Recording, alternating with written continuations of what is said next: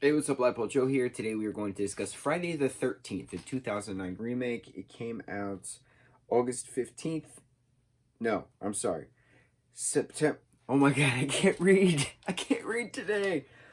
This movie came out February 13th, 2009, directed by Marcus Nispel. Okay. Man, my eyes are just not functioning today. It is a bad eye day. Um I was a month shy of my 19th birthday because I was born March 7th, 90, right? So I was still 18 when this came out, and I remember seeing it in theaters. I was with a group of friends. What group of friends and what theater? Couldn't tell you. But I remember I was with a group of people and I was in a movie theater and we were all screaming, and it was a midnight release and it was just a grand old time because that's what you did in the late aughts, early 2010s. You had midnight releases, you went to see horror films at midnight with your friends, and yeah, it was great. So watching this as a horror fan, it's a great horror film. Watching this as a Friday the 13th fan, it's a great Friday the 13th film, which is interesting because I remember I always loved this movie because of like how the story went and the characters, and like I thought it was really cool. But like everyone was just so complaining, like, oh, why would you remake Friday the 13th? I get it. Okay, I get it. But it's not so much a remake as it is a mashup. And it's interesting because I've never seen a remake do this kind of mashup before. The first Friday the 13th had Pamela Voorhees as the villain, right? So if you're remaking Friday the 13th and you have Jason Voorhees in a hockey mask on your cover, on the poster, that means we're jumping to the third Friday the 13th because he doesn't get his mask until the third movie, right? In the second movie, he has just the burlap sack over his head. In the third movie, he actually gets the hockey mask from that kid who whose name I don't remember, but he was pulling the pranks on everybody and pretending he was dead, but then he wasn't. Then he had a spear gun and a machete, and then he had the hockey mask, and Jason got the hockey mask from that kid, who was actually dying and nobody believed him, which I thought was so funny. But then that was years ago. That was August 13th, 1982, and here we are now, September. Oh my God, why do I keep saying September when I'm trying to say February? Completely different months.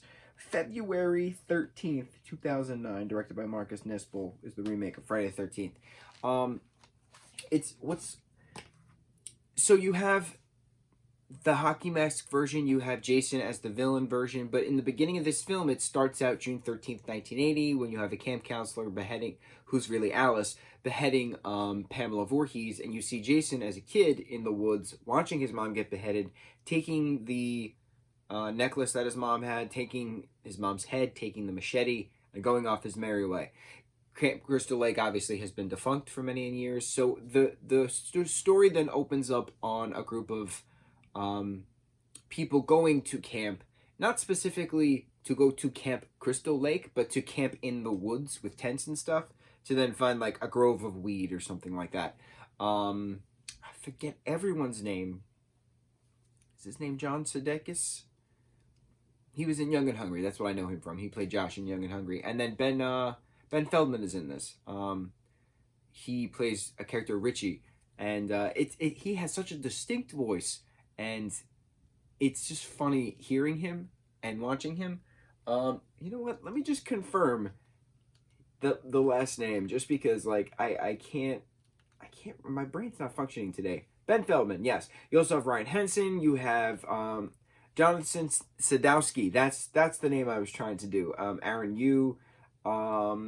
Travis Van Winkle plays Trent, which is hysterical because Travis Van Winkle actually plays Trent in 2007's Transformers.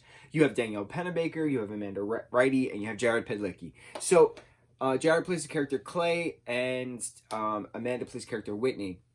They're brother and sister. Whitney has been taken from the original group because she looks like Pamela Voorhees, and so Jason is seeing her as his mom, so he gives her the necklace, ties her up, and there's this whole underground like tunnel system that Jason's like working around under Camp Half Blood.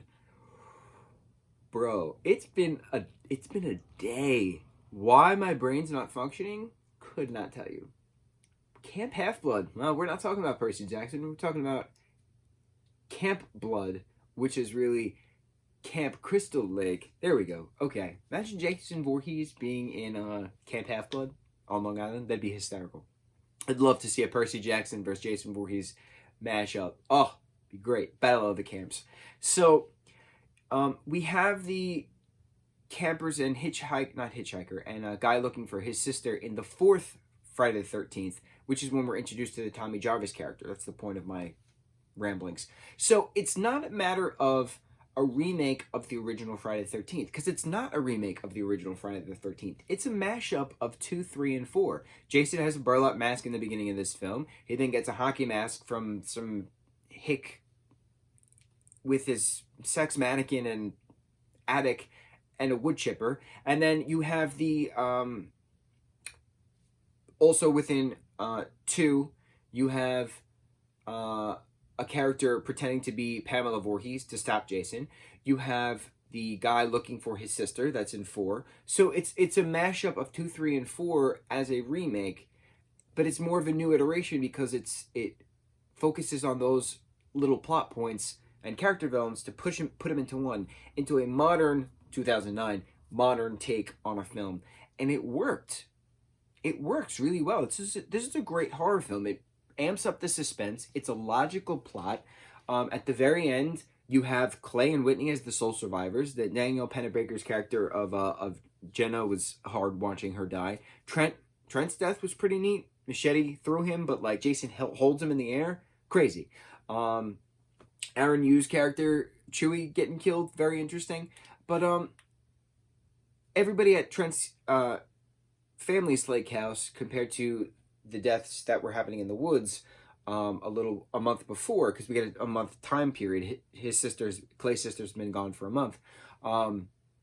It's just cool seeing all of those different nods to the original films, because it's not just a sole Friday the 13th remake, it is a Friday the 13th mashup.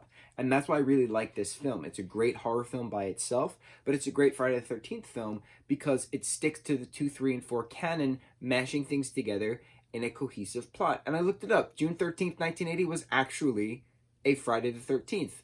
And that's when the very beginning of this film starts. So I gotta give credit when credit is due. This movie is a great film for both a Friday the 13th film as well as a horror film.